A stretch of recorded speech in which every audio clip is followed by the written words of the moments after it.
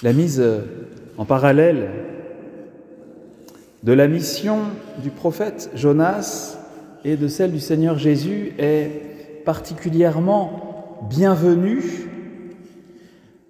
pour saisir à nouveau l'enjeu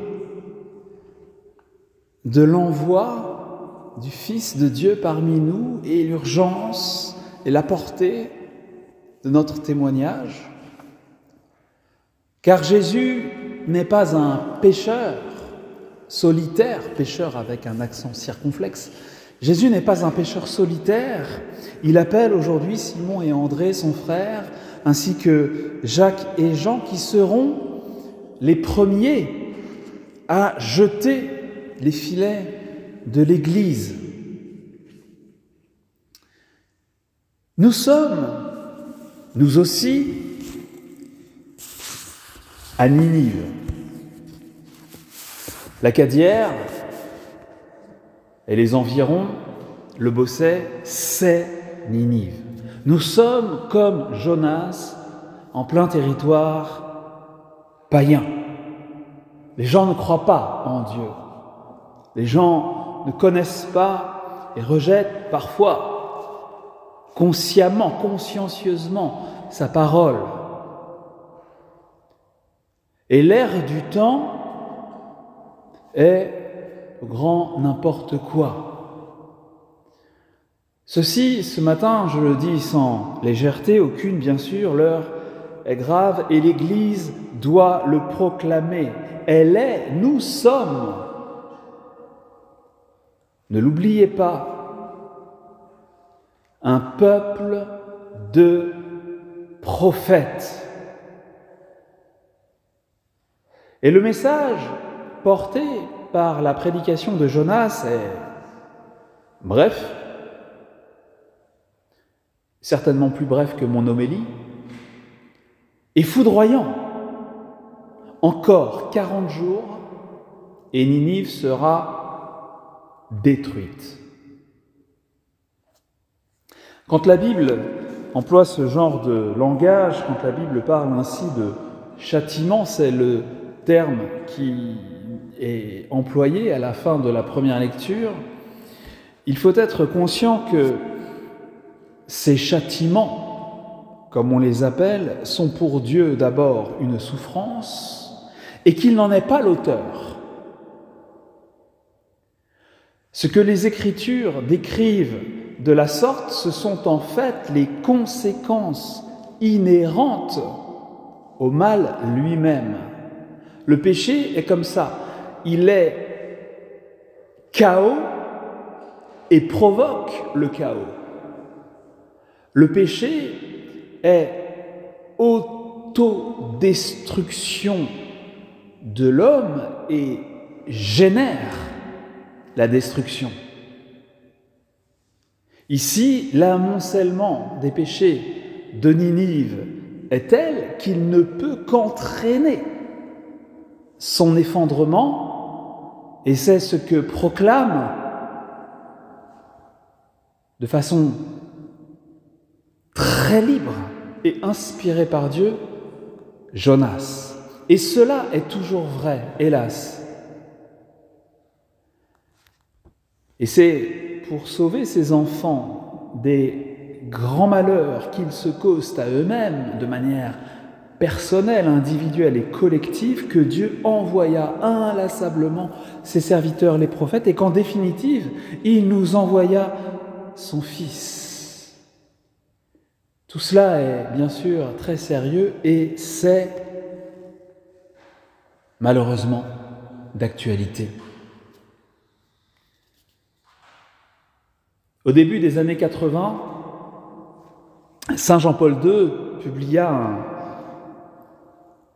avec beaucoup de courage, de détermination et de discernement, l'encyclique Evangelium Vitae. Je ne sais pas si vous l'avez lu. Si ce n'est pas le cas, je vous y engage. Evangelium Vitae, l'évangile de la vie, où il parlait en termes véritablement prophétiques. Il pointait du doigt l'émergence d'une culture de mort. Et l'expression est devenue célèbre depuis, dans le milieu catho, l'émergence d'une culture de mort dans les démocraties occidentales, soi-disant championnes des droits de l'homme. Le pape disait, quand on cherche les racines les plus profondes du combat entre la culture de vie, la nôtre, celle de l'Évangile, et la culture de mort, il faut arriver au cœur du drame vécu par l'homme contemporain, l'éclipse du sens de Dieu et du sens de l'homme. En perdant le sens de Dieu, on tend à perdre aussi le sens de l'homme, de sa dignité et de sa vie. Et à son tour, la violation systématique de la loi morale, spécialement en matière grave de respect de la vie humaine et de sa dignité, produit une sorte d'obscurcissement progressif de la capacité de percevoir la présence vivifiante et salvatrice de Dieu. Que s'est-il passé, rien qu'en France, en 1975? Je n'étais pas né, et vous, oui. En 1975, il y eut la loi Veil sur l'avortement qui a connu depuis plusieurs élargissements au point qu'on puisse interrompre volontairement des grossesses pour des motifs médicaux jusqu'au 9e mois de grossesse. C'est carrément, clairement, l'infanticide et la sélection eugénique. En 2016, là j'étais là, il y a eu la loi Taubira relative au mariage pour tous. En 2021, il faut suivre, hein. La loi sur la PMA pour toutes, y compris pour les couples de femmes et les femmes célibataires. En ce moment, comme vous le savez bien, il y a dans les cartons une loi sur l'euthanasie, ainsi que l'inscription dans la Constitution de la liberté du recours à l'IVG.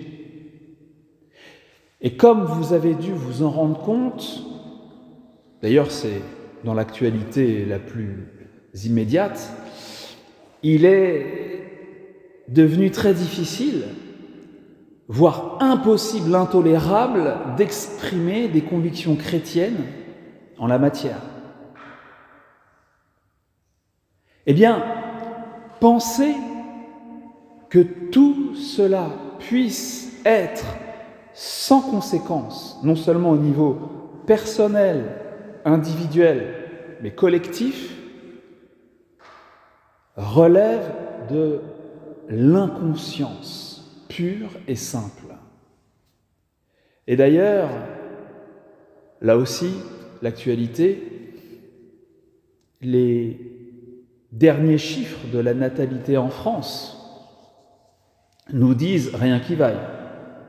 De même, il parle d'un peuple qui lentement s'éteint, d'une civilisation qui, lentement mais sûrement, s'efface pour laisser place à on ne sait quoi. Le pire, c'est que ces chiffres catastrophiques en France sont les meilleurs en Europe. Dans ce contexte, et comme toujours, l'espérance se trouve seulement dans la foi en Jésus, en son amour invincible, ta tendresse, ton amour, ta bonté, martèle le psaume aujourd'hui. L'espérance se trouve dans la conversion. Les gens de Ninive crurent en Dieu et se convertirent. Ils annoncèrent un jeûne et tous, du plus grand au plus petit, se vêtirent de toile à sac. Si ça peut vous inspirer de nouvelles habitudes vestimentaires, pourquoi pas? Ils firent pénitence. Et cette mention des plus petits dans le texte aujourd'hui m'a fait penser aux enfants de Fatima. Les enfants de Fatima qui, suite aux apparitions de la Sainte Vierge Marie au Portugal, au début du XXe siècle, se jetèrent avec une générosité impressionnante, se jetèrent à corps perdu dans la prière et dans la pénitence pour essayer, s'il était possible, d'éviter les malheurs qui pendaient au nez de l'Europe et du monde entier, selon l'avertissement donné par la Sainte Vierge. Et Marie les remercia, d'ailleurs, pour les prières et les pénitences. Et ces trois enfants sont devenus très vite des saints. Ils ont été béatifiés puis canonisés, comme vous le savez, enfin, pas sœur Lucie, qui a vécu beaucoup plus longtemps que les autres, mais enfin, ils prirent très au sérieux tous ces avertissements adressés à la terre entière, et à commencer par les chrétiens, par la Mère de Dieu. L'espérance des nations quand tout va mal. L'espérance pour nous, en ce moment grave de l'histoire, de l'humanité, n'ayons pas peur des mots, se trouve seulement dans la foi en Jésus et dans la conversion. L'espérance est dans la sainteté de chacun d'entre nous et de notre peuple tout entier. Seule la sainteté, le témoignage authentique éclaire vraiment et impose une limite, une défaite même au mal qui détruit. Aujourd'hui, Jésus paraît enfin et proclame la bonne nouvelle. Les temps sont accomplis. Le royaume, le règne de Dieu est proche. Convertissez-vous et croyez à l'Évangile. Ce que Jésus entreprend alors, sa volonté de faire de ses disciples des pêcheurs d'hommes, nous aide à le comprendre. Dans l'esprit des contemporains de Jésus, on sait que la mer était perçue comme un lieu redoutable, peuplé de fantômes. Souvenez-vous que lorsque Jésus rejoint ses disciples en marchant sur la mer, il s'écrie terrorisé « un fantôme ». C'est en effet ce qu'il s'attendait à trouver là, en pleine nuit, des fantômes. Des fantômes et d'autres forces obscures, imprévisibles. La mer était dangereuse, on pouvait s'y noyer. Elle était carrément devenue comme une figure de la mort elle-même et évoquait les puissances maléfiques, les puissances démoniaques. Alors, être pêcheur d'hommes dans l'esprit du Christ est synonyme de sauveur. Jésus est le premier et l'unique pêcheur d'hommes, l'unique sauveur du monde, mais il nous associe à son œuvre. Il nous arrache un par un à l'immoralité ambiante, à l'immoralité montante, à la mort, à la culture de mort.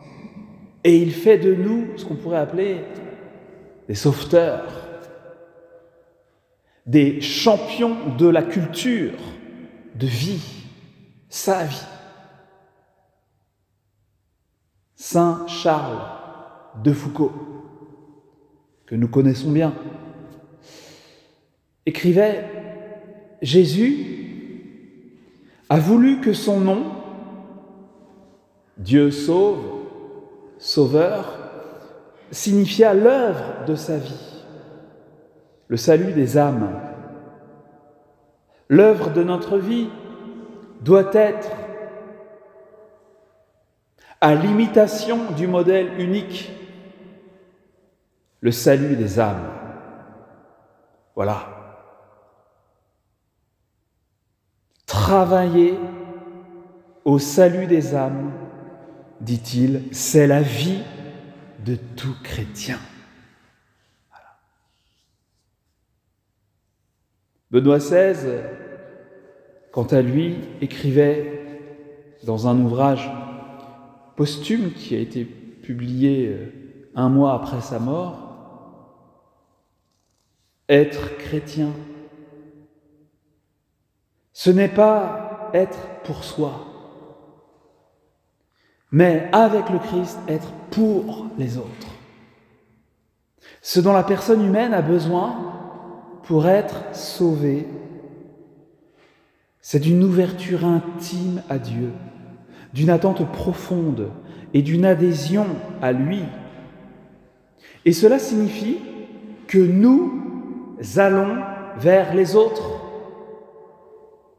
Avec le Seigneur que nous avons rencontré, et, tenez-vous bien, que nous essayons de leur rendre visible la venue de Dieu dans le Christ. Nous essayons de leur rendre visible la venue de Dieu dans le Christ. Oh, c'est magnifique! Mais sans doute une telle vision, une telle mission est-elle hors de notre portée? Oui. C'était le cas de la mission de Jonas. Il est écrit en effet que Ninive était une ville extraordinairement grande et qu'il fallait 3 jours pour la traverser. Or, Jonas l'a parcouru en 1 jour, à peine. Vous voyez, Dieu rend ses envoyés capables de l'impossible. Il est le maître de l'impossible qui rend possible les choses impossibles. Peut-être vous dites-vous, et moi avec vous,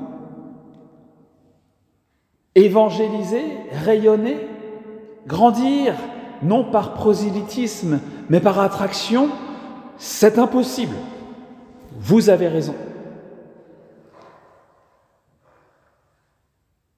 Mais pas pour Dieu.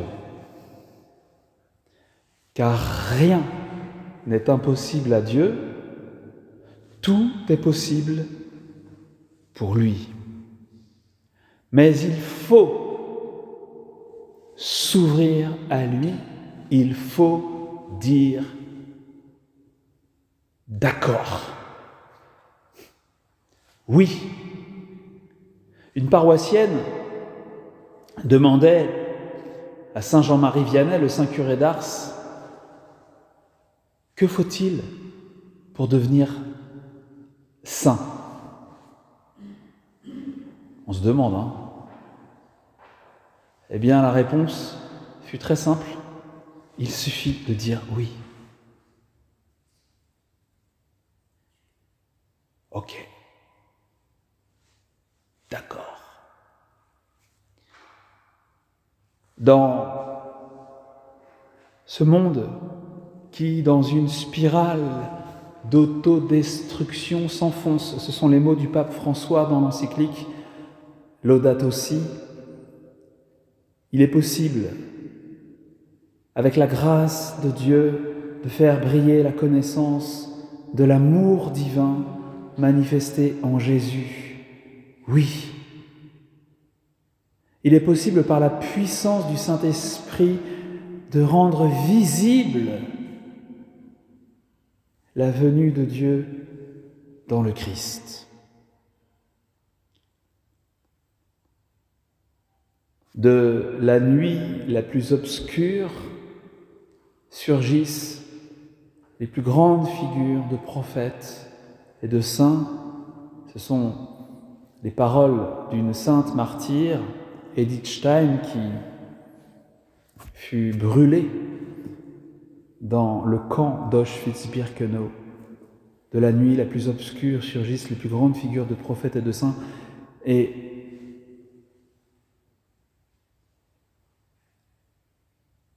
c'est nous, aujourd'hui, que Jésus appelle à en être. Amen.